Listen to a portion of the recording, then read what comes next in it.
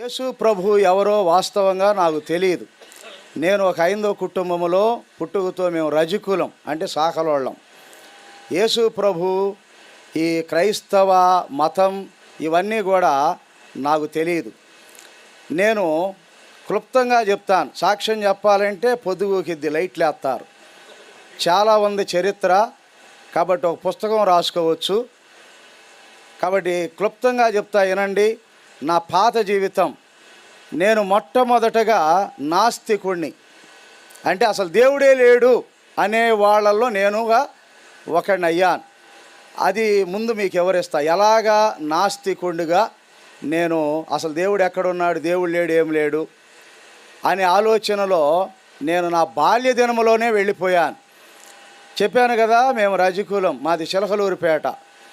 మాకు ప్రతి సంవత్సరం కూడా సంవత్సరానికి ఒకసారి కొలుపులు జరుగుతాయి. ఇప్పుడు జరుగుతున్నాయో లేదో నాకైతే తెలియదు, కానీ మొన్న మా మేనత్త కూతురుని అడిగాను. అప్పుడు మనం చిన్నప్పుడు జరిగాయి కదా, అవి ఇప్పుడు కూడా చేస్తున్నారా అని. నాకు కూడా గుర్తులేదయ్యా అంది. ఆమె విశ్వాస అయిపోయింది. మా దేవుని వల్ల మా వాళ్ళు చాలామంది మారారు చిలకలూరిపేటలో. అలాగా సంవత్సరానికి ఒకసారి ఏం చేస్తారంటే 2 ఏటపోతులు కొని మరి కొలుపుల పేరుతో వాటికి అవి ఇవి వేసి బొట్లు పెట్టి పసుపు రాసి మెళ్ళో తమలపాకులు అవి వేసుకొని ఊరేగించుకుంటూ వెళతా సందర్భంలో మా పెద్దవాళ్ళందరూ ఏం చేస్తారంటే శుభ్రంగా ఎవడికి నచ్చిన బ్రాండ్ వాళ్ళు మందు తాగుతారు. శుభ్రంగా ఎగరాలి కదా, తాగేసి మరి కత్తులు ఉంటాయి. ఈ కత్తులు తీసుకొని ఇలా గుద్దుకుంటూ ఉంటారు. ఆ తిమ్మిరి మీద వీళ్ళకి నొప్పులు తెలియవు, ఘాట్లు పడతాయి, కోతలు కూడా జరుగుతాయి పాపం, కానీ తెలీదు. అలాగా గుద్దుకుంటూ చూడండి, భక్తి చూడండి, హిందువులు భక్తి చూడండి. దేవుని బిడ్డలారా, మనం ఈరోజు క్రైస్తవులమే, వాళ్ళకి దేవుడు ఎవరో తెలియదు, నిజ దేవుణ్ణి వాళ్ళు తెలుసుకోలేదు, కానీ భక్తి మాత్రము మనల్ని మించిపోయారు. భారతదేశంలో ఎంత గొప్ప భక్తి అంటే, ఒక లడ్డు, ఇంత లడ్డు వినాయక చవితికి ఒక చేతిలోకి వచ్చే లడ్డు 5 లక్షలకు కొంటున్నాడు. మనం 5 రూపాయల కాగితం వేయటానికి కానుక పెట్లు, ఓ అబ్బు 500 వేస్తే 100 మందికి చెప్పేస్తాం నేను ఇలా 500 వేసా పెట్లు అని. 5 లక్షలకు కొంటున్నాడు. చూసారా, కాళ్ళకు చెప్పులు ఉండవు, శరీర సుఖాలను వదిలిపెట్టి ఒక 40 రోజులు సన్నీటి స్నానముతోటి ప్రారంభంలో దేవుని బిడ్డలారా మాలలో జపాలు తపాలు. ఇలాగా ఎందుకు చెప్తున్నానంటే, మనల్ని మనం కించపరచటంలా నేను అలాంటి అన్న చెప్పిన దానికి అలాంటి నిష్ట కలిగిన భక్తి వైరాగ్యాలలో ఉన్నటువంటి వీళ్ళు ఇవాళ వేదాలు చెప్పే గుళ్ళో పూజారి బ్రాహ్మణోత్తములు కూడా యేసే నిజదేవుడని సవాలుతో చెప్తున్నారు. ఒక నామకార్థ క్రైస్తవుడు అలాగ చెప్పలేకపోతున్నాడు సువార్త. పేరుకే క్రైస్తవులుగా గుంపులు గుంపులు ఉన్నాం చాలామంది. అలాంటి స్థితిలో నుంచి మార్పు ఎలా వచ్చింది? కాబట్టి ఆ కోణంలో కొలుపులు కొలుస్తుండే దేవుని బిడ్డలారా, అక్కడికి వెళ్ళిన తర్వాత ఏం చేస్తారంటే, మేము బట్టలు తూతారు కదండి రజకులు అంటే, ఒక బండను తీసుకొస్తారు. ఆ కులానికి ప్రెసిడెంట్ ఉంటాడు. ఆయన ఏం చేస్తాడు, ఒక బిందె నీళ్ళు తెస్తే ప్రెసిడెంట్ గారి భార్య ఏం చేసిద్దంటే శుభ్రం చేసిద్ది, పసుపు కుంకుమ బొట్లు పెట్టిద్ది, తర్వాత నేరేడాకు మండలు తీసుకొచ్చి దండలాగా చేసి దాని మీద వేస్తారు. అలాగా మనిషి తలా ఒక కొబ్బరికాయ కొడతారు. ఇక ఏడపోతులు కోస్తారు. అవన్నీ వివరించాలంటే చాలా టైం పట్టిద్ది. ఇక అర్థమవుతున్నాయి నా మాటలు మీకు? ఇంకా చిన్నగా చెప్పేదా? టైం ఎక్కువైద్ది. అర్థం చేసుకోండి, మనసంతా ఇక్కడే పెట్టండి. ఈ బొంగులు దాటి ఎటు బాగొద్దు మీ ఆలోచనలు. అలాగా ఇక తెల్లారింది. ఇవన్నీ నేను కూడా శుభ్రంగా వాళ్ళతో పాటు ఎగిరాను, సింధులేస్తా వెళ్ళాను.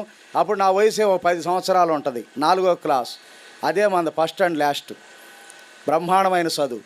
కాబట్టి అలాగా ఇక తెల్లారి ఏం జరిగిందంటే, ఆ బండను తీసుకొని వెళ్ళి బట్టలు ఉతుకుతున్నారు. అప్పుడు చూసా, అరే నిన్నేమో అందరూ దండం పెట్టాము, కొబ్బరికాయలు కొట్టాము, ఏటపోతులు కోసాము, ఏంటిది? ఇప్పుడు ఏం చేయాలంటే ఇక మమ్మని అడిగా. ముందు మనం నానంటే భయంగా చిన్నప్పుడు కొడతారు వీళ్ళు.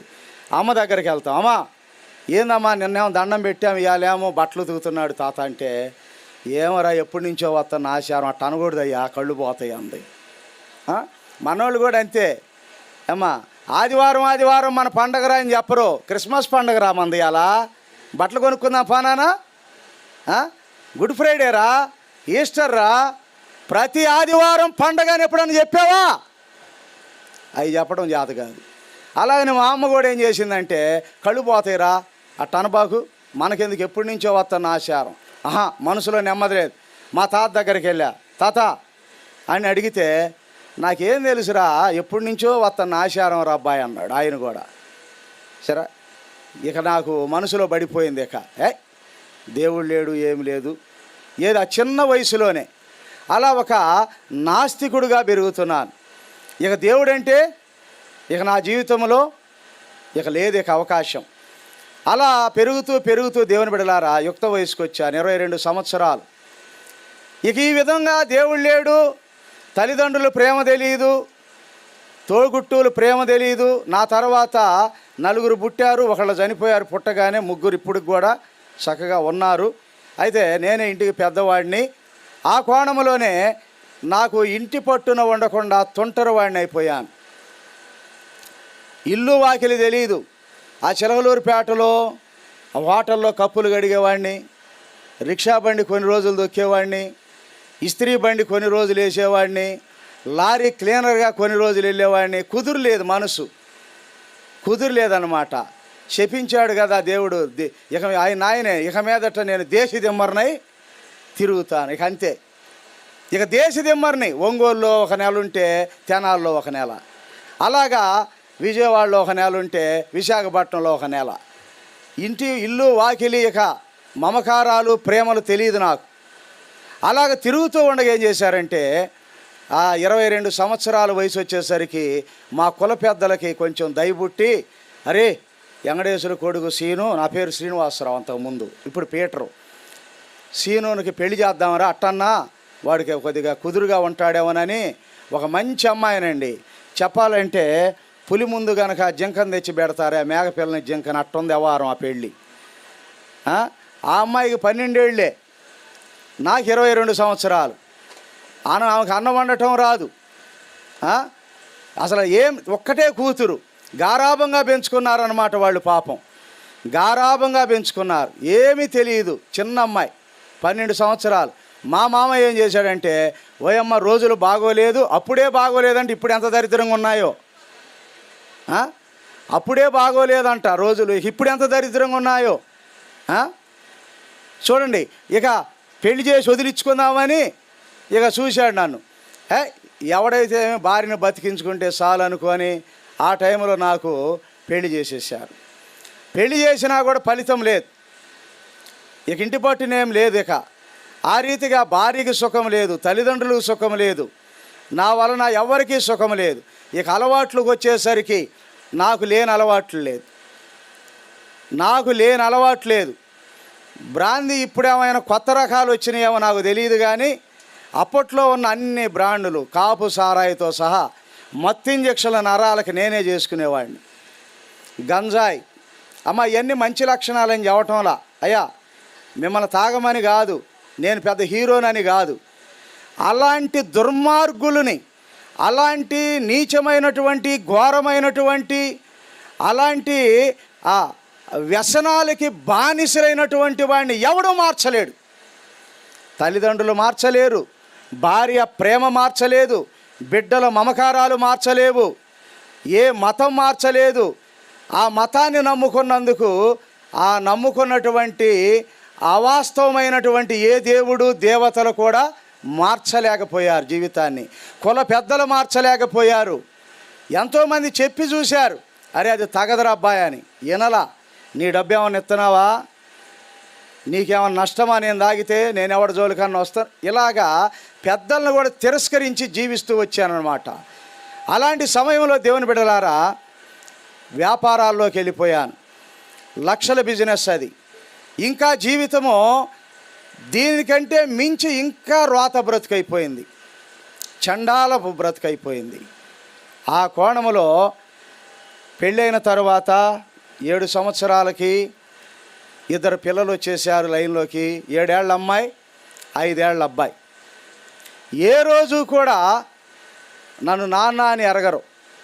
అసలు నానంటే వీడేనా అన్నది వాళ్ళకి తెలియదు. ఇంటిలో నుంచి వెళితే ఏ 3 నెలలకో 4 నెలలకో ఒకసారి వచ్చేవాడిని. అప్పుడు ఆమె ఎక్కడ ఉంటుందంటే మా అత్తగారు ఊళ్ళోనే ఉంటుంది. ఇక్కడ అద్దెకి తీసుకున్నాను అనుకోండి, 4 రోజులు ఉంటాను, వెళ్ళిపోతా. ఇక మా మామయ్య వచ్చి వాళ్ళకి ఇంటి అద్దె కట్టి ఆ సామాను వేసుకొని వెళ్తాడు. మళ్ళీ వెళ్ళి బతిమలాడుకుంటా, నెలకి ఇంకొక ఇల్లు అద్దెకి తీసుకుంటా, మళ్ళీ 4 రోజులు ఉండి వెళ్ళిపోతా. మా మామయ్య వచ్చి వాళ్ళకి ఇల్లు అద్దె కట్టి ఆయన సామాను వేసుకొని వెళ్తా ఉంటాడు. మహా మంచోడు పాపం. ఏ రోజు కూడా అరే ఒరే అని ఎరగడండి, అంత మంచోడు. పేదోడే ఈ రోజు కూడా రోడ్డు మీద నుంచొని బా 1 లక్ష రూపాయలదే అంటే ఇంట్లో నుంచి తెచ్చిస్తారు. అంత మంచివాడు చూసారా. అలాగా వాళ్ళకి నెమ్మది లేదు, తల్లిదండ్రులకు సంతోషం లేదు, భార్యాబిడ్డలకు లేదు. నా పిల్లలే నన్ను గుర్తించని రీతిగా ఏ రోజు నన్ను నాన్న అని పిలిచెరగరండి. ఇవాళ చాలామంది పిల్లలు ఉన్నారు, జాగ్రత్త. ఇవాళ ఎక్కువగా సేవకుల పిల్లలే చండాలు అయిపోతున్నారు. అయ్యా ఏమనుకోబాకండి, అందరిని అంటలా, ఎక్కువ మంది సేవకుల పిల్లలు. మనమేమో ఆ అక్కగా బాగోలేదు, ఈ అన్నగా బాగోలేదు, వాళ్ళ అబ్బాయి మాట వింటలేదంట, వాళ్ళు తగాద ఆడుకున్నారంట, ఇక సంచులు తగిలించుకొని తిరుగుతూ ఉంటాం. వీళ్ళు మనోళ్ళు ఆడకపోయారు, మందిరంలోనేగా ఉండేది అనుకుంటున్నారు. జాగ్రత్త వహించండి. ఎక్కువ మంది సేవకులు ఇక్కడ లేరు. ఇక రేపో ఈ పూటో సాయంత్రం వస్తారు, లైవ్ ద్వారా వింటున్నారు వాళ్ళు. కాబట్టి నేను ఎందుకు చెప్తానంటే దేవుని బిడ్డలారా, పిల్లలు లేనోడికి పిల్లల విలువ తెలుసు.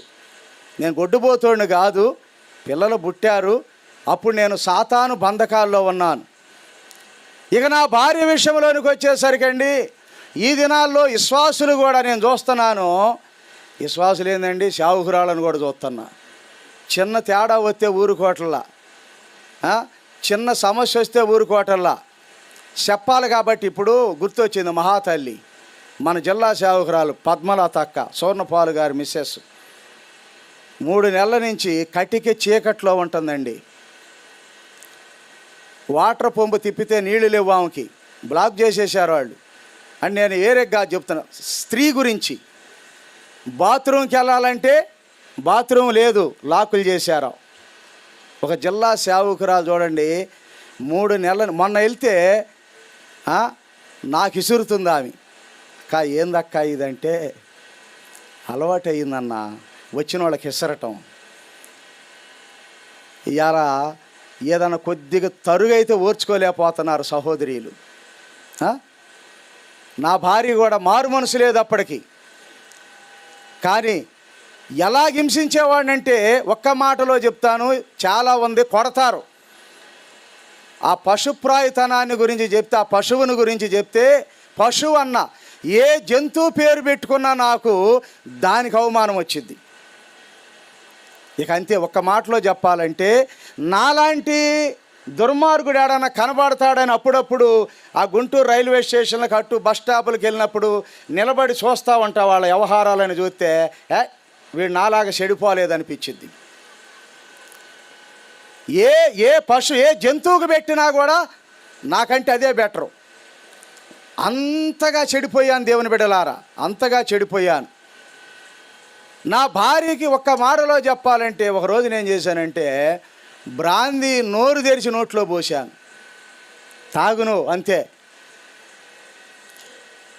నా భార్యకి జుట్టు ఎక్కువ, పట్టుకొని అటు మా మామ వాళ్ళ ఇల్లు, ఇది మా ఇల్లు అయితే, వాళ్ళు చూడాలని ఈడ్చుకొచ్చి రోడ్డు మీదకి వచ్చి ఎగిరెగిరి తన్నేవాడిని నడువుల మీద పెట్టి పడేసేది. అంతంటే మా బామ్మర్ది మా మామ వచ్చేవాళ్ళు. అంత దూరం నుంచి అంటే ఒకటే, ఆగండి ఏంది నాన్న, మమ్మల్ని నువ్వు ఎన్నిసార్లు కొట్టలేదు మా ముందు?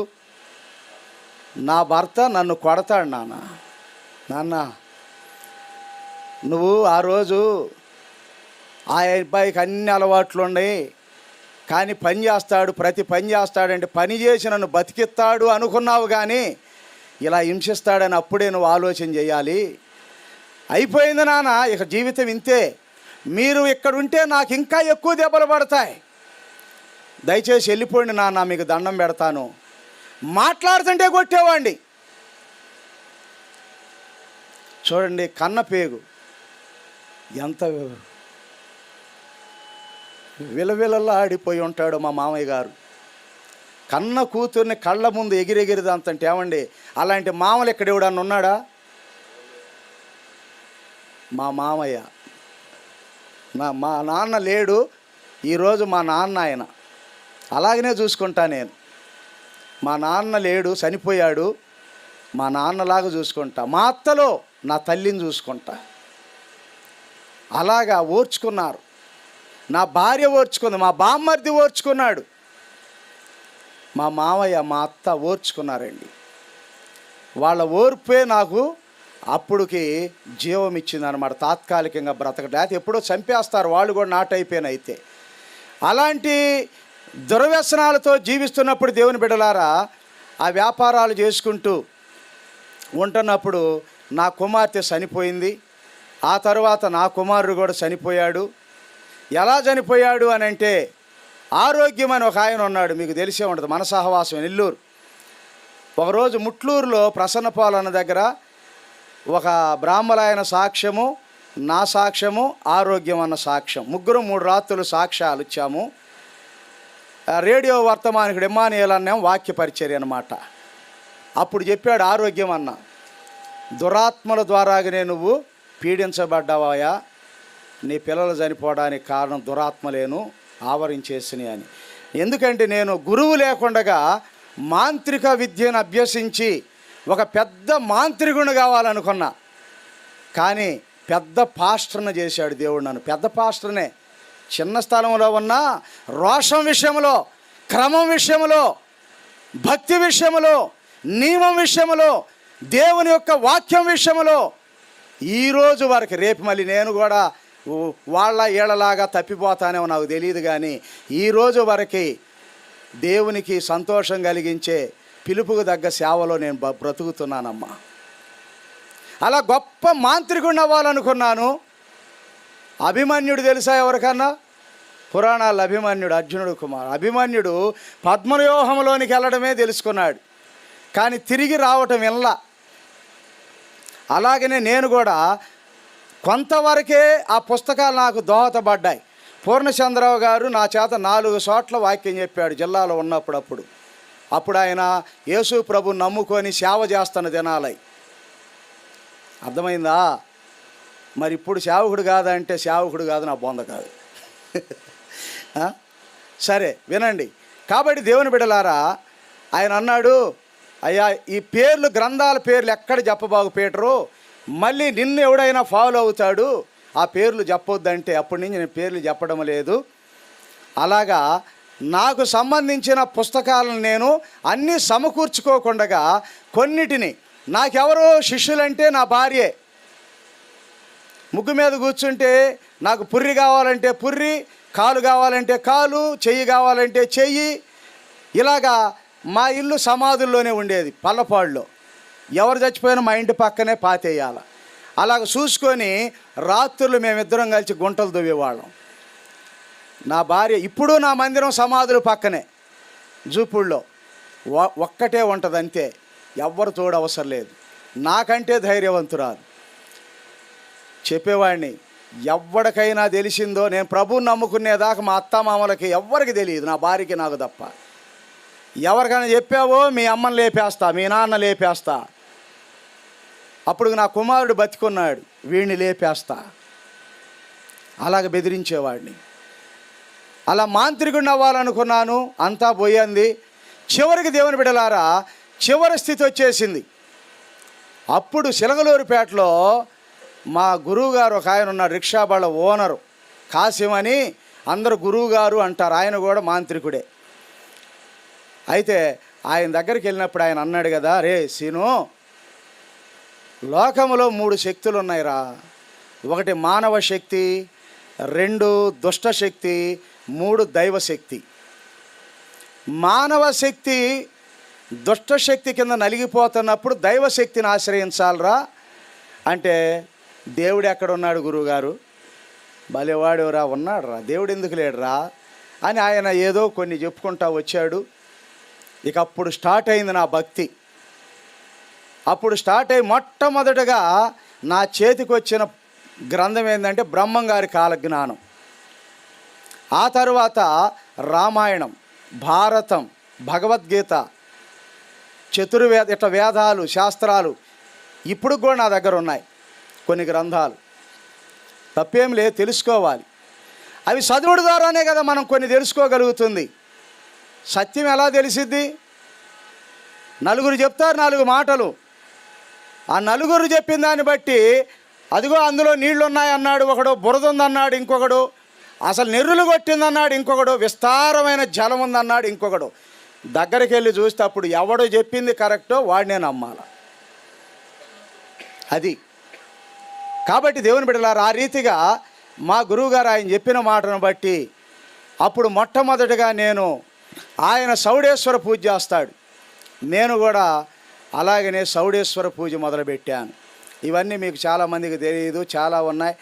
ఒక మాటలో చెప్పాలంటే 3 కోటి దేవతలు అంటారు. 30 మంది పేర్లు కూడా నాకు తెలియదు, అన్నోడికి కూడా తెలియదు. 30 మంది పేర్లు కొన్ని చెప్పగలుగుతాం. భారతదేశం దాటిపోతే అసలు ఆ 30 కూడా ఎవడికి తెలియదు. ఇది వాస్తవం. అలాగ దేవుని బిడ్డలారా, ఆ కోణములో అలాగా భక్తి కలిగిన జీవితంలోనికి వెళ్ళిపోయా. కానీ బ్రతుకు మీద ఆశ పోతుంది, రోజులు గడిచే కొంది క్షీణించిపోతున్నా, అనారోగ్యత ఎక్కువైపోతుంది.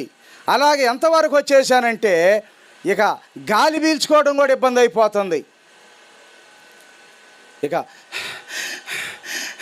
ఇలాంటి స్థితికి వచ్చా. కూర్చుంటేనే పండుకోవాలనిపించింది, పండుకుంటేనేమో అబ్బో లేవాలా, కూర్చుంటేనే అమ్మా నడవాలా, నడుస్తుంటే అమ్మా అమ్మా. ఎట్టున్నానంటే అసలు ఈ రూపం కాదు నాది, దెయ్యపు రూపం పడిపోయింది, అస్థి పంజరంలాగా అయిపోయా. ఎముకలన్నీ బయటపడ్డాయి, నరాలన్నీ ఉబ్బిపోయినాయి.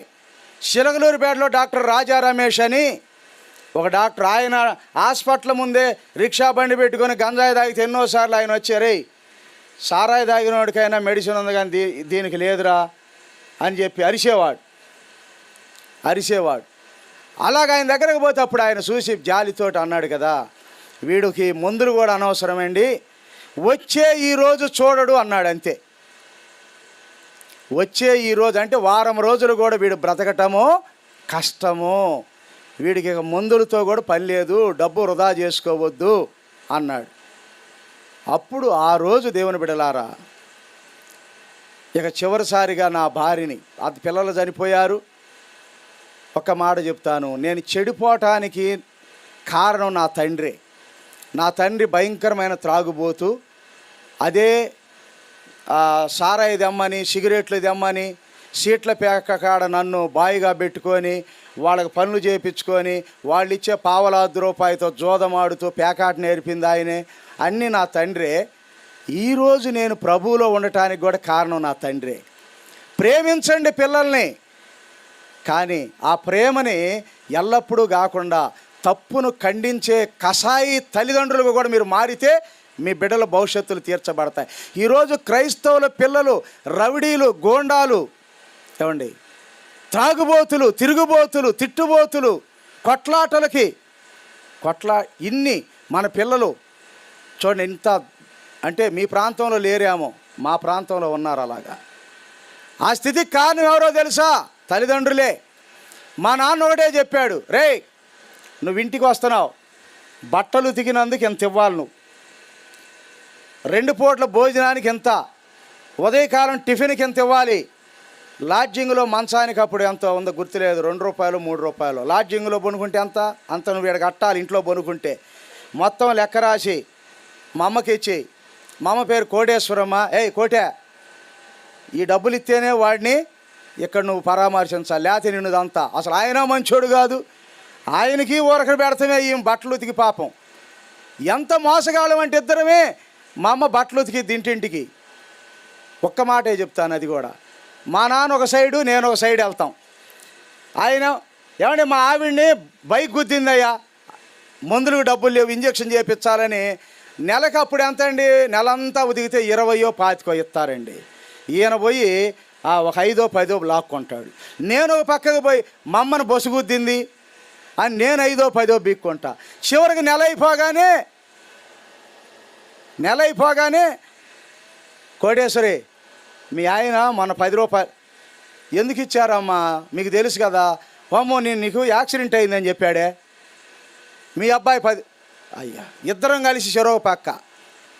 ఆయన కొన్ని వస్తువులు తీసుకెళ్ళి తాకట్టు పెట్టుకుని, నేను కూడా నీళ్లు బారబో చిత్తడి బింది తీసుకెళ్ళి తాకట్టు పెట్టుకొని నేను సారాయి తాగటం, ఇద్దరం కొట్టుకోవటం వచ్చి.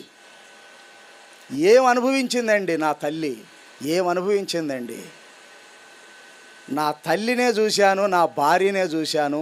అలాంటి వాళ్ళు ఎక్కడన్నా కనపడతారా? ఆడవాళ్ళు అంటే అరుదైపోయారు. అక్కడక్కడ కొంచెం కొంచెం కనపడుతున్నారు, కానీ అంతా వాళ్ళ టైపులో లేరు.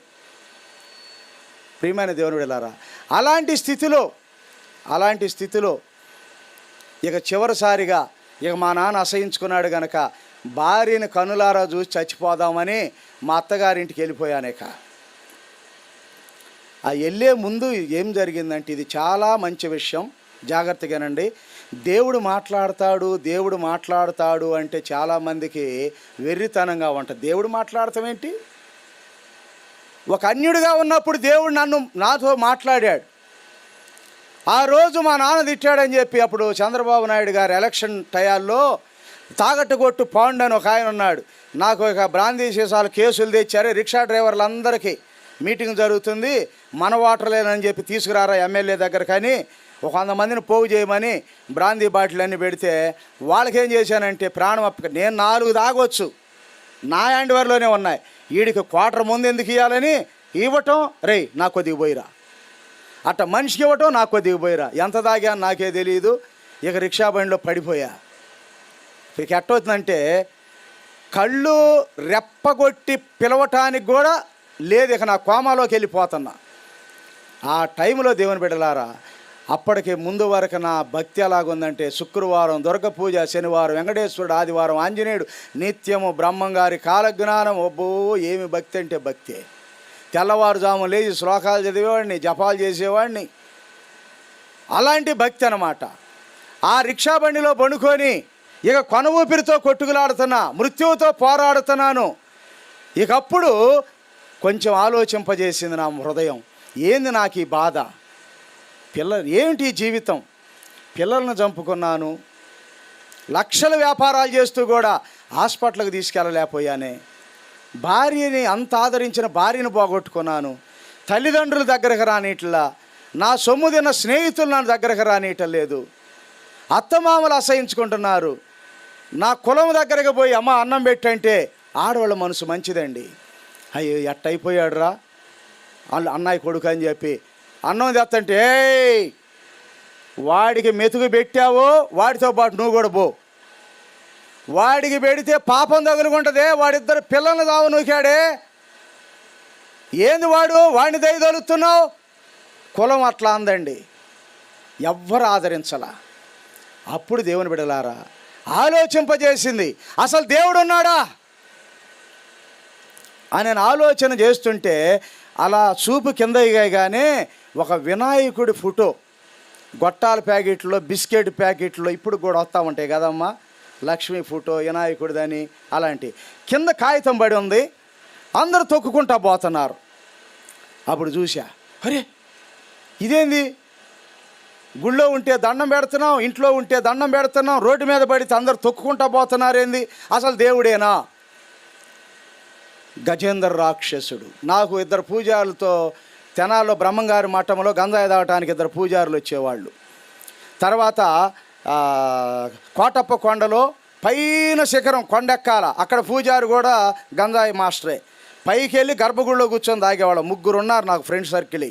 వాళ్ళు కొన్ని చెప్తా వచ్చేవాళ్ళు, శ్రీనివాస వర్మ, శంకర శాస్త్రి, ఈయన పేరు గుర్తులేదు, అలాగ వాళ్ళు చెప్తా ఉండేవాళ్ళు అన్నమాట. కొన్ని మేము విడిగా కూర్చున్నప్పుడు అలా గజేంద్ర రాక్షసుడు. అరే మరి దేవుడు ఎవరు?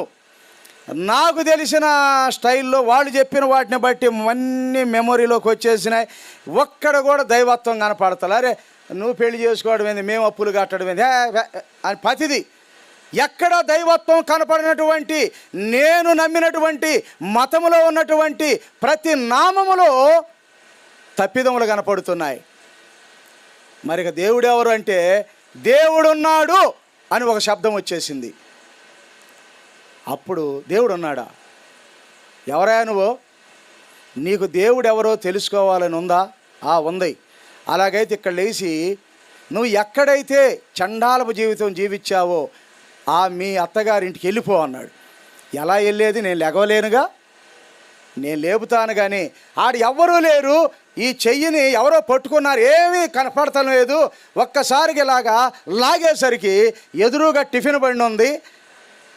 ఇట్లా లాగేసరికి వెళ్ళి ఆ టిఫిన్ బండి కాడ కరెక్ట్గా మంచినీళ్ళది ఇది ఉంటుంది కదండి క్యాను, అక్కడ వెళ్ళిపోయా. గ్లాసు తీసుకున్నా, టక 4-5 గ్లాసులు తాగి అమ్మయ్య తెప్పరిల్లు కొన్నా. చెప్తుంటే ఇప్పుడు దప్పికవుతుంది నాకు. ఆ సిచ్యువేషన్ కళ్ళ ముందుంది. ఇక అప్పుడు చెల్లూరుపేట నుంచి ఇక మా అత్తగారు ఊరు వెళ్ళిపోయాను. లాస్ట్ బస్ అక్కడ ఎన్ని గంటలకంటే 10 దాటిన తర్వాత అక్కడికి వెళ్ళేసరికి 11:30 అయ్యిద్ది. ఆ టైంలో వెళ్ళి తలుపు కొట్టా. మా మామయ్య ఎవరా మనిషి అన్నాడు. నేనే షీన్ అన్న. వెళ్తావా తన్నులు తింటావా అన్నాడు. అంతే. సరేలే అని నా ఫ్రెండు శ్రీనివాసరావు అని ఇంకొకడు ఉన్నాడు, గంజాయి పార్టీ. ఇక ఆయన దగ్గరకు పోయా. ఇక వాళ్ళమ్మ సుబ్బరావమ్మని ఒక విశ్వాసి మన మందిరానికే వెళ్ళిద్ది. అన్నమ్మ పేరు. ఏమండి, పల్లపాడులో ఈరోజు ఉన్న సంఘములో సగం మందిని ఆమె కన్నది. ఇక్కడ కూర్చున్న వాళ్ళలో క్రైస్తవులు ఎంతమంది ఉన్నారో నాకు తెలియదు కానీ అక్కల్లారా అన్నల్లారా మరి మీరు ఎంతమందిని కన్నారు? అంటే మీ పిల్లల్ని కాదండోయ్, ఆత్మీయంగా ప్రభువులోనికి ఎంతమందిని నడిపించారు? 3 గంటలకు లేచిద్దామే, 5 గంటల దాకా 2 గంటలు ఏది పరిశుద్ధుడు తండ్రి నాయన అట్ట చేయదు. ఆ 10 ఏళ్ళ కింద పడాలి స్వరం, గంభీరంగా ప్రార్థన చేస్తా వచ్చి. ఒక రోజున నాకు మెలకు వచ్చింది, మత్తులో నుంచి మేలుకొల్పబడ్డా. అప్పుడు తక్కువ దాగి పనుకున్నాను కాబోలు. ఇక నా కొరకు ప్రార్థన చేస్తుంది. వెళ్ళి కత్తి పెట్టా మెడ మీద. ఇప్పుడు చేయవే చెప్పు, వాడికి చెప్పు. ఎవడికి? ఆ చిక్కెంటికిలోడికి చెప్పు. ప్రభువుని ఏ రకంగా తిట్టానంటే దేవుని బిడ్డలారా ఇక అర్థం చేసుకోండి. ఇక అంత భయంకరమైన తిట్లు తిట్టేవాడిని. ఈసారి నా పేరెత్తావో నిజంగా కోసేస్తా. నాకెటు ఎవడూ లేడు, అన్నీ బాగొట్టుకొని ఉండా. జైల్లోనైనా కూర్చుంటా పోయి నేను చంపి. సిగ్గు లేదు. మతం మన మతాన్ని అసలు మన దేవుళ్ళు ఏంది, మనమేంది అసలు ఎట్లాంటి వాళ్ళు? వజ్ర వైదుర్య మణకత మాణిక్యాలతో 4-5 చేతులు, గదలు, కత్తులు, పుష్పాలు, డబ్బులు, ముంతలు అసలు ఎన్ని ఉంటాయి? ఎంత సుందరంగా ఉంటారు. వారు ఆ గొర్రెలు కాసుకునేవాడిని తెచ్చి దేవుడు అంటావు, అమెరికా వాడిని తెచ్చి దేవుడు అంటావు. మీకేమైనా దెయ్యాలు పట్టినయా ఏంటే? చండాలంగా తిట్టేవాడిని. ఇదేగుండంగా సంగీతరావు గారు మా ఆత్మీయ తండ్రి, ఇప్పుడు కారంపూడిలో ఉన్నాడు పిచ్చోడు, మా అమాయకుడు, నిజంగా సేవకుడండి ఆయన. ఆ రోజు నుంచి ఈ రోజు వరకే అంత ఓర్పు నాకు లేదు. కానీ ఎంత శాంతపరుడంటే ఆ దినాల్లో దేవుడు ఆయననే కనుక ఉంచకపోతే నేను ఈరోజు ఈ సాక్ష్యం చెప్పడానికి నా ఎముకలు కూడా కుళ్ళిపోయి ఉంటాయి. 1999లోనే మట్టిలో వెళ్ళిపోయేవాడిని. అద్భుతంగా దేవుడు ఆయన వాడుకుంటా వచ్చాడనమాట. మా ఆత్మీయ తండ్రి ఆయన ఎన్నో భరించాడు. అరే ఒరే అని కూడా తిట్టేవాడిని. నన్ను చూస్తే వెనక్కి వెళ్ళిపోయేవాడు పాపం, 2 అడుగులు వెనక్కి వేసేవాడు, అమ్మో ఈడు ఉన్నాడని. అలాగ తిట్టేవాడు. ఏమయ్యా ఏంది అంటే అటు ఎట్లుంటాయంటే మా ప్రాంతంలో పల్లపాడు ఆ ప్రాంతంలో అండి, సిటీల్లో మన క్రిస్టియన్స్ ఆ హిందువులు కలిసి ఉంటాయి ఇళ్ళు. అటు ఎట్లుంటాయంటే ఎక్కువగా సోదరస్ అనమాట. పల్లెలు వేరుగా ఉంటాయి, ఊర్లు వేరుగా ఉంటాయి. అప్పుడు ఈయన వస్తుండే, ఏంది పల్లెలో నుంచి ఊళ్ళోకి వస్తున్నావు, మార్చిన వాళ్ళని చాలలేదా ఇంకా నీకు? ఇంక అందరూ మారాలి నీకు? ఏమమ్మా ఆయనంటే దున్నపోతులాగున్నాడు, నువ్వు పెద్ద దున్నపోతులాగా ఉన్నావు, ఇద్దరు పెద్ద దున్నల్లాగా ఉన్నారు, సంచులు తగిలించుకొని వస్తున్నారు, అడుక్కుని ఒకటానికి సిగ్గు లేదా మీకు? మీకు సిగ్గు అనిపించలేదు అసలు? అదే సంచి అదిగో నాకు ఇచ్చాడు దేవుడు.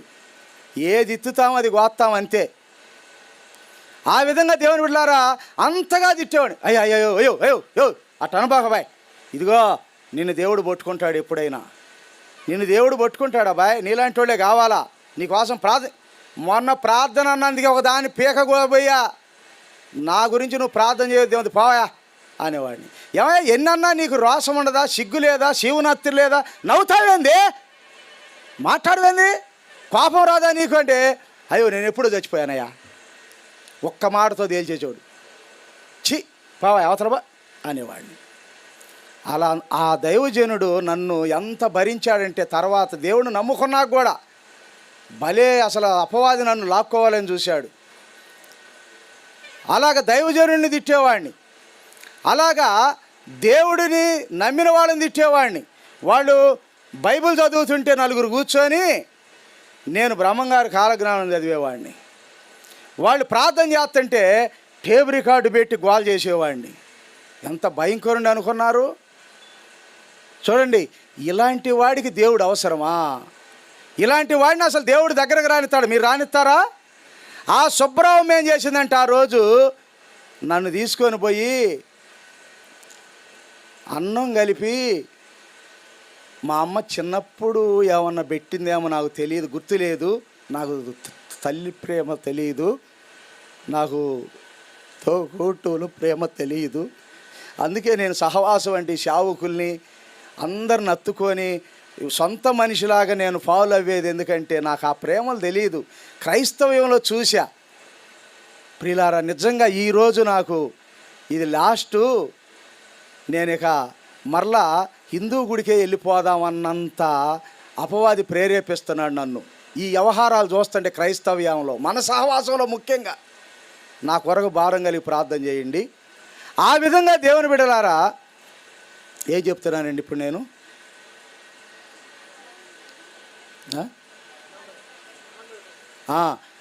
కలిపి నోట్లో పెడుతుందండి. ఏమండి, గొంతు మీద కత్తి పెట్టి అసేయ్ వసేయ్ అని తిట్టితే ఆ తల్లిని వృద్ధురాలు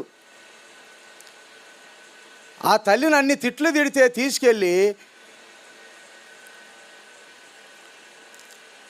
అన్నం పెట్టి ఆమె తొడ మీద నన్ను పొనుకోబెట్టుకొని, అరే నువ్వు కింద పడుకోరా, సీనుకు మంచమి, నన్ను మంచం మీద పడుకోబెట్టింది. అప్పుడు ఆలోచనలోకి వెళ్ళా, ఏం చేయవి అంటే, దేవుడిని నమ్ముకున్న వాళ్ళు ఇలాగుంటారా, ఏముందిలబ్బా అని మళ్ళీ కొట్టేసుకున్నా. ఇక తెల్లారి మళ్ళీ వాళ్ళ అబ్బాయికి నాకు తగాదొచ్చింది. ఆ అబ్బాయిని అట్ట అనేసరికి చెరువులో పడ్డాడు. పుల్లుకి ఇద్దరం తాగి ఉన్నాం. గజేతగాడు, కానీ మత్తులో ఉన్నవాడు ఏం చేస్తాడు, ఏ తేడొస్తాడు. ఇక వాళ్ళందరూ వచ్చి, రే ఇద్దరు పిల్లలను చంపేవాడు ఉంటే చంపేస్తాం అది ఇదని నన్ను అందరూ వచ్చి తిట్టారు. అప్పుడు ఇక అది 1999 సంవత్సరము 9వ నెల 17వ తారీఖు రాత్రి. ఆ రోజే దేవునితో నేను మాట్లాడటం ప్రారంభించాను.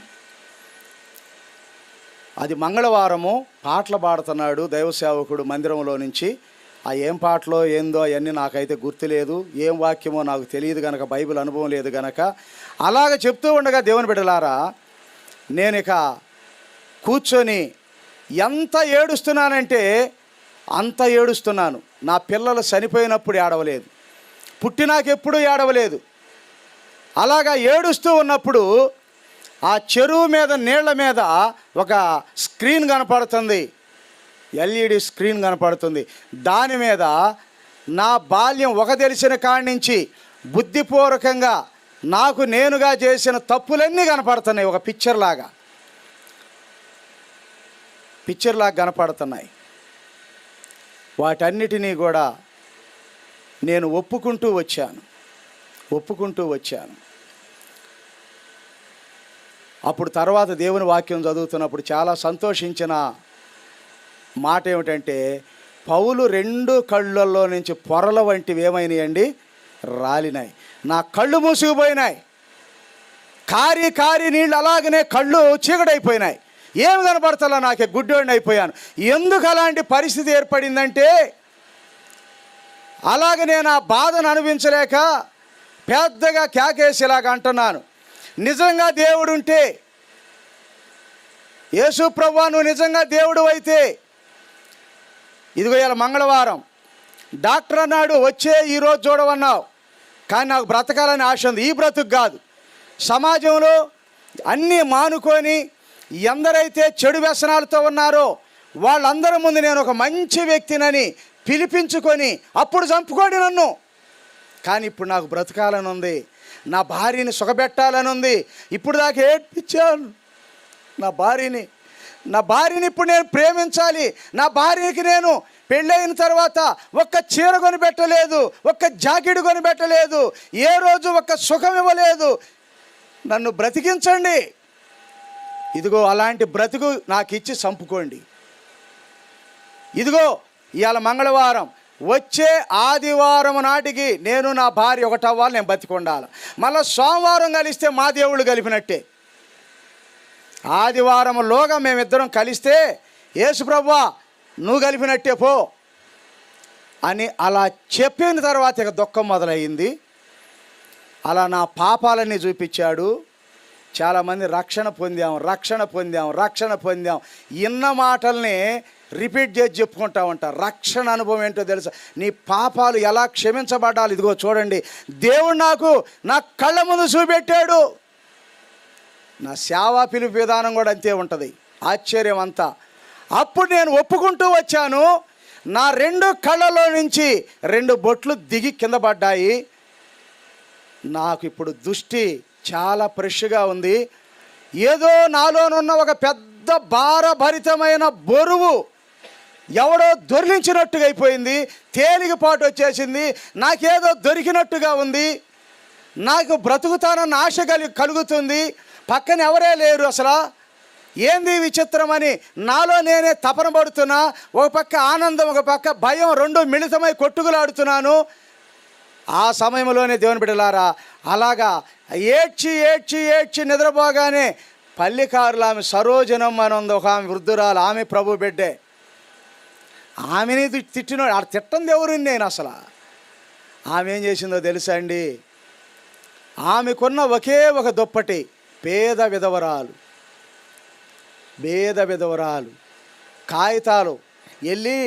కాగితాలు ఏరుకొచ్చి గోతాల్లో వేసి నెలకోసారి ఆటోలో వేసుకెళ్ళి అమ్ముకొచ్చుకుంటుంది. ఇప్పటికీ బతికొంది. నేను బ్రతికినంతకాలము ఆ తల్లిని నేను మరువలేను. ఆమె వచ్చి ఆ ఒక్క దుప్పటి నా మీద కప్పి నన్ను ఇలా బుజ్జగిస్తుంది. అలాగా కళ్ళు తెరిచి చూస్తే ఏంది వీళ్ళ నేను తిట్టిన తిట్లకు ఆమెమో అన్నం పెట్టింది, ఈమెమో దుప్పడ కప్పి బిడ్డను ఆదరించినట్టు ఆదరిస్తున్నారు. దేవుడు నమ్ముకున్న వాళ్ళకి ఇలాగుంటుందా? అలా వెళ్ళగానే ఒక ఆయన వచ్చాడు, సీను. అది దేవుని స్వరం. మానవుడే వచ్చింది కానీ దేవుని స్వరం. అలాగొచ్చి, ఏంటాయా బ్రతుకంటే ఇదేనా? 2 పిల్లలు చచ్చిపోయారు, తల్లిదండ్రులు పోగొట్టుకున్నావు, అత్తమామలు పోగొట్టుకున్నావు, భార్య హింసిస్తున్నావు, అసలు ఏంది నువ్వేం సాధించాలని చెప్పు, సావుకు దగ్గరయ్యావు అని అంటుంటే అన్నాను, బాబాయ్ నాకు బతకాలని ఉంది, నా భార్యని నన్ను ఒకటి చేయండి, నాకు ఏం వద్దు, నేను ఇవన్నీ మానుకుంటా. నిజంగా మానుకుంటావా? మానుకుంటా. మా మామయ్య పంపించాడు ఆయన్ని, వెళ్ళి తీసుకురాయ్యా చచ్చిపోతాడు అని. అలాగ మా మామయ్య దగ్గరికి వెళ్ళేసరికి స్నానానికి నీళ్లు పెట్టారు, నీళ్లు పోసుకొని వెళ్ళేసరికి భోజనం పెట్టారు, భోజనం తినేసరికి మంచం చూపించారు పండుకయ్యా అని. ఏమల్లా ఇక తెల్లారి చెప్పాను, అమ్మాయి నేను ఇలాగా యేసు ప్రభువుతో మాట్లాడాను, మన ఇద్దరిని కలిపింది ఆయనే, మనం చర్చికి వెళ్ళాలి.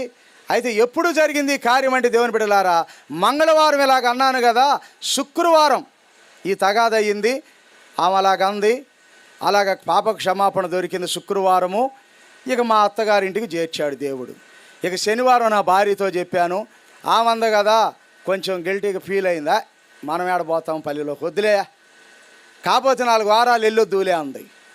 ఏది ఇప్పుడు కాకాంది వాటి వెళ్తుంటారే అట్లా. సరేలే నువ్వు కూడా మొక్కుబొడి చేసుకో, ఏదో ఒకటి వెళ్తే ఇద్దరం వెళ్దాము అనగానే, అప్పుడు నా భార్య అలాంటిదంటే రక్తస్రావం కలిగిన స్త్రీ లాంటిది, బైబిల్లో ఉంది కదా మార్కు సువార్తలో. అప్పుడు ఆమె, నిజంగా నా భర్తను నాకు చేర్చావయ్యా, కొద్దిగా మార్పు కనపడుతుంది ఏంలో, నాకు కూడా ఉన్న ఈ బలహీనత, ఈ జబ్బును తీసేసేయి, ఇద్దరం కలిసి వస్తామని పొనుకుందంట. తెల్లారేసరికి ఆమెకు స్వస్థత వచ్చేసింది.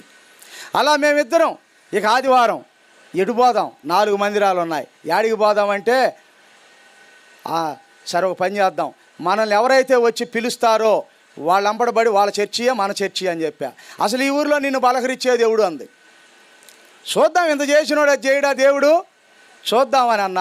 ఒక ఆమె పోతా, సీనయ్య మందిరానికి వెళ్దాం రారా అంది. వస్తాను పదమ్మా అన్న. ఎవరేమంటే రోజు నువ్వు తిడతావే ఆ పాస్టర్ చర్చియే అంది. ఒరే ఆయన మనల్ని రానీడుగా అమ్మాయి అన్న. సరే చూద్దాం అని చెప్పి ఆ సంగీతరావు గారి దగ్గరికి వెళ్ళాం. అప్పుడు దినాల్లో ఇప్పుడేమో రావటమేమో వెనక, పోవటం ముందు పోవాలంటారు. అప్పుడేంది 11 గంటల నుంచి ఆరాధన 4 గంటల దాకా జరిగేదండి. 4 గంటల దాకా జరిగేది ఆరాధన.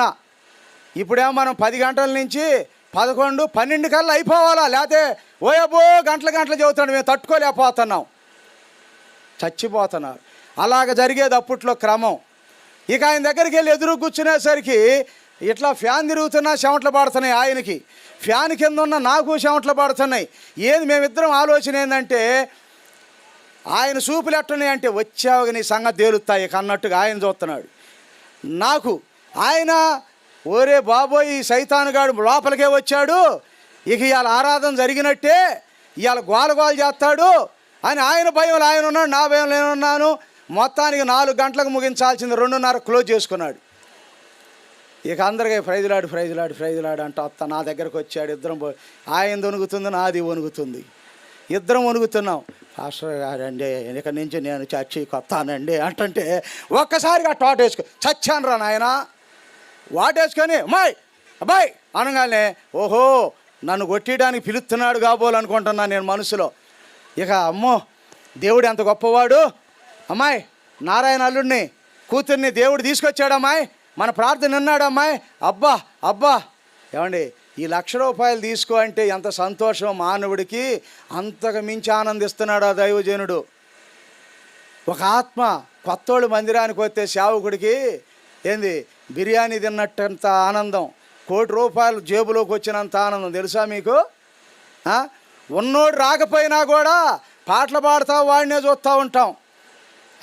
నువ్వు రాకపోతే ఏం జరిగింది, ఈమెకి ఏం జరిగింది, మొగుడు అంటున్నాడా, లేకపోతే నా మీద అసూయతో రాలేదా ఏంటి, సుతయో మహిమ చూస్తూ ఉంటాం. మా బతుకులు ఇవి అన్నీ వదులుకొని వచ్చినందుకు మీ ఆధారపడి మేము ఇట్లాగా ఆలోచన చేయాలి. అమ్మ మీకోసం దేవుడు ఏర్పరచుకున్న పాత్రలు మేము. ఆ విధంగా దేవుని బిడ్డలారా ఇక ఆయన ఆనందమే ఆనందము. ఇక అలా రీతిగా 2వ ఆదివారం పోయి సమాధుల్లో పండుకున్నా. వచ్చారు, ప్రార్థన చేశారు. ఇప్పుడు ఒక్క మాట చదవండి, ముగిస్తా. ఇక ఒక్క మాట చదవండి. 45వ అధ్యాయం యెషయా గ్రంథం 45:24. యెహోవా యందే నీతి బలములున్నవని జనులు నన్ను గూర్చి చెప్పుదురు, ఆయన యొద్దకే మనుషులు వచ్చెదరు. అలా సమాధుల తోటలో నుండి మందిరానికి తీసుకొని వచ్చారు అందరు కలిసి నన్ను. నాలో ఉన్న దురాత్మలన్నీ వెళ్ళిపోయినాయి ప్రార్థన చేయగా. ఇక సమాధుల తోటలో నుంచి దేవాది దేవుడు తన ఇంటికి తీసుకొని వచ్చాడు, ఇక ప్రజల ద్వారాగా తీసుకొని వచ్చేసాడు. ఆ రోజు రాత్రి నా జీవితంలో స్వస్థత కార్యము, ఆకాశము నుంచి ఒక ప్రకాశవంతమైన ఒక వెలుగు, తెల్లటి వెలుగు, అది భూమి మీద ఏ లైట్లో మనం ఎక్కడ ఇంకా ఎవడో తయారు చేయడం అంత కాంతిని అలాగొస్తుంది నా మీదకి. దగ్గరకు వచ్చే కొలది ఒక చెయ్యి, ఒక లాల్చీ వేసుకున్న చెయ్యి, ఆ చేతిలో పశువులకి ఇంజెక్షన్ చేసే చిరంజీవి ఉంది, ఇంత పొడుగుది, ఎర్రటి ముందు ఉంది, ఆకాశం నుంచి వస్తుంది. 100 క్యాండ్లు బొలుపు లాంటి కాంతి, వాళ్ళు దోతలు గమాల, కాళ్ళు చేతులు పట్టుకున్నారు, కేకలేస్తున్నా. ఇక ఆకాశం నుంచి వచ్చి ఈ 2 ఎముకల మధ్యలో ఇంజెక్షన్ చేసి ఇంకొక చేత్తో పట్టుకొని ఇలాగన్నాడు, అది పురుషుడి చెయ్యి, అంతే. 2 చేతులు నేను కళ్ళారా చూడగలిగాను. నిజంగా క్రైస్తవులు అయితే నమ్మండి, లేకపోతే మీ ఇష్టం, మీ కర్మ. జరిగింది చెప్తున్నా. అలాగా తెల్లవారేసరికి దేవుని బిడ్డలారా నా బాధ నివారణ అయ్యింది. ఏమి లేదు, నేను బహిర్భూమికి వెళ్ళి వస్తుంటే ఒక అబ్బాయి ఇది కొంచెం బియ్యం గోతాం ఏమంటే 25 కేజీలు గోతాం ఎత్తి లోపలే ఇట్ట అరే నాకు నొప్పి లేదేంటి అని చెప్పి ఆ కళ గుర్తొచ్చేసింది. పరిగెత్తుకుంటూ మందిరానికి వెళ్ళి పాస్టర్ గారు ఏందయ్యా ఏమండి రాత్రి అట్ట కళ వచ్చిందండి, ఎవరో ఇంజెక్షన్ చేశాడు, అసలు నొప్పి లేదండి, చూడండి అసలు ఆయాసం లేదండి. అబ్బా వాటేసుకొని ఎంత ధన్యుడు అయ్యా నువ్వు, యేసు రక్తమయ్యా అది, ప్రభు అయ్యా నీకు ఇంజెక్షన్ ఇచ్చింది. అప్పుడు ఒక వాక్యం చదివాడు, ఇదిగో స్వస్థత నొందితివి, మరి ఎక్కువ కీడు నీకు కలుగకుండానట్లుగా ఇకను పాపము చేయకము. జాగ్రత్త, అన్నీ మానేసేయక. దేవుణ్ణి నేర్పరచుకున్నాడు అబ్బాయి, నువ్వు గొప్పవాడివి అవుతావు అబ్బాయి, నువ్వు దేవునికి సాక్షిగా అవుతావు అబ్బాయి. దైవజనుల నోటి వెంట వచ్చినాయి, ఖచ్చితంగా నెరవేర్చబడతాయి దేవుని బిడ్డలారా. నిజమైన దైవజనుల నోటి వెంట వచ్చినాయి. ఆ రీతిగా దేవుని వారలారా స్వస్థత దొరికింది నాకు. అలా మందిరంలోనికి వెళ్ళాను. మందిరంలోనికి వెళ్ళిన తర్వాత నా జీవితంలో గొప్ప మార్పు. ఇప్పుడు ఆ ఒక్క వచనాన్ని చదవండి. మత్తయి సువార్త, ఇది ముగింపు మాట. మత్తయి సువార్త 15వ అధ్యాయము 30. బహుజన సమూహములు ఆయన యొద్దకు కుంటివారు, గురిటివారు, మూగవారు, అంగహీనులు మొదలైన అనేకులను తీసుకొని వచ్చి ఆయన పాదముల యొద్ద పడవేసిరి, ఆయన వారిని స్వస్థపరిచెను. దేవుని బిడ్డలారా, వాడు కుంటోడు ఏ గోడలు దూకి కాళ్ళు పోగొట్టుకున్నాడో తెలియదు కానీ, వాడు గుడ్డోడు ఎందుకు కళ్ళు పోయాయో తెలియదు కానీ, వాడు మూగోడు ఎందుకు నోటి పోయిందో తెలియదు కానీ, ఎట్టికేలకి యేసువారి దగ్గరకు వచ్చారు ఈ రోగులందరూ. తీసుకురాగానే ఏం జరిగిందో చూడండి. ఇక్కడ 31లో మగవారు మాట్లాడుటయును, అంగహీనులు బాగుపడుటయును, కుంటివారు నడుచుటయును, గుడ్డివారు చూచుటయును జనసమూహము చూచి ఆశ్చర్యపడి ఇశ్రాయేలు దేవుని మహిమపరచరి. ఇది నా సాక్ష్యం పల్లపాడులో. ఎక్కడ పొందామో అనుభూతి అక్కడ వాళ్ళకి తెలిసిద్ది. మీకేం తెలుసు పీటర్ అంటే? పల్లపాడులో నా స్థానికులు చెప్పాలి నా గురించి. ఈరోజు వెళుతున్న అడుగడుక్కి దేవునికి మహిమే కాదులే. అవును అబ్బాయి, ఏందండి అయ్యా నువ్వు నారాయణ అల్లుడు కాదు? అవునండి. ఓరి నాయన చూసావా దేవుడు ఏందమ్మా ఎంత గొప్పవాడు అనుకున్నావు అమ్మాయి? ఓరి నాయన ఎట్టాటోడు ఎట్ట అయిపోయావురా అబ్బాయి, ఇట్రా ఇదిగో ఇంట్లో ఉన్నాడు కానీ 4 మాటలు చెప్పిల్రా మా ఆయనకి. ఒకప్పుడు బట్టలు ఇలా నాకు ఇస్త్రీ బండి, నేను నీకు బట్టలు తాగుబోతు సచ్చినోడా. అలాంటి వాళ్ళు మా ఆయనకి 4 మాటలు చెప్పు, మా అబ్బాయికి అలాగా. ఈరోజు దేవుణ్ణి నమ్మాం, సాక్ష్యాలు చెప్తున్నాం, వాక్యాలు చెప్తున్నాం, బ్రతుకులు ఎలా ఉంటున్నాయి? ఆయన దగ్గరికి రాకమునుపు మన పాపపు స్థితి అది, ఆయన దగ్గరికి రాగానే మార్పు. కాడు కుంటోడే ప్రభు కవతల ఇప్పుడు నడుస్తున్నాడు.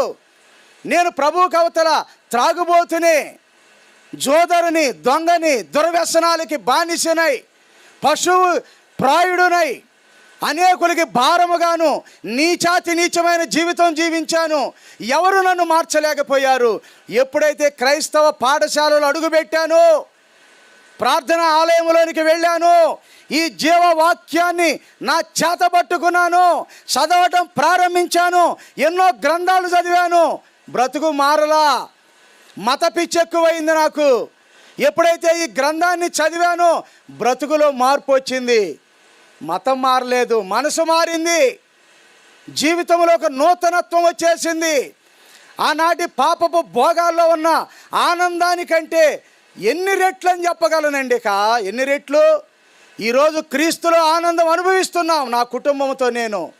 ప్రియులారా, ప్రభువుకి అవతల ఏవైతే పోగొట్టుకున్నావో, ఆస్తి పోగొట్టుకున్నావా, బిడ్డలను పోగొట్టుకున్నావా, లేదా పొలాలు పోగొట్టుకున్నావా, స్థలాలు పోగొట్టుకున్నావా, భార్యని భర్తని ఏవైతే పోగొట్టుకున్నావో అది న్యాయబద్ధమైనదైతే ప్రభువులోనికి వచ్చి నాకు తిరిగిస్తాడు. పిల్లలను పోగొట్టుకున్న నేను ఒక అమ్మాయిని ఆదరించి పెళ్లి చేసి పిడుగురాళ్ళ అబ్బాయికి ఇచ్చాను. 2 మనవరాళ్ళు ఉన్నారు నాకు. ఇప్పుడు ఒక అబ్బాయి ఉన్నాడు, నా ఆత్మీయ కుమారుడు, చిన్నప్పటి నుంచి నా దగ్గరే ఉంటాడు. మల్లవరం మనోహర్ వాడి పేరు. ప్రభునందు మల్లు నాయక్ని మనోహర్గా మార్చాను. బోర్డు వేస్తాడు, VBS నడుపుతాడు, ఆదివారం జరుపుతాడు. ఆత్మీయమైన బిడ్డను తయారు చేశాను. ఈరోజు నీ సంగతి ఏంటి? నువ్వెంతమందికి సాక్షార్థంగా ఉన్నావు, మాదిరిగా ఉన్నావు? ప్రభు విషయంలో రోషం కలిగి ఉన్నావా? అక్రమాన్ని ఖండించగలుగుతున్నావా? అన్యాయాన్ని ఎదిరించగలుగుతున్నావా? తప్పు చేసేవాడిని గద్దించగలుగుతున్నావా? అలాంటిది నీలో లేదు అంటే నువ్వు కూడా అదే స్థితిలో ఉన్నావు. నీలో మార్పు మారాలి. ఎందుకండి వాళ్ళందరూ సంవత్సరం అంతా వేలు పోగు చేసి లక్షలు పెట్టి ఇంత కష్టపడి 10 రోజులకు ముందు నుంచి ఆ తిమోతి ముఖం చూడండి, ఇంత లావు ముఖం, సొరకాయ లాంటి ముఖం బీరకాయలాగా అయింది. పని రాత్రింబవుళ్ళు చేసి ఆ విశ్వాసుల ముఖాలు చూడండి, ఫ్రెష్గా ఇప్పుడే కోసిన అరటికెళ్ళ లాంటి ముఖాలు ఎట్టున్నాయో తెలుసా? ఆవగిల్లేసి 4 రోజుల తర్వాత వాడిపోయే ముఖాలాగా ఉన్నాయి. అమ్మ, ఎగతాళి చేయటల్లా. మీ ప్రయాసం పనే కాదు, వాళ్ళ కష్టాలతో నుంచి డబ్బులు పెట్టి ఎందుకు ఈ కూడికలు ఏర్పాటు చేశారంటే మనందరి భవిష్యత్తులు క్రీస్తులో మన పునాదులు వేయబడాలి, క్రీస్తులో మనం ఫలించాలి, క్రీస్తును నమ్మాలి.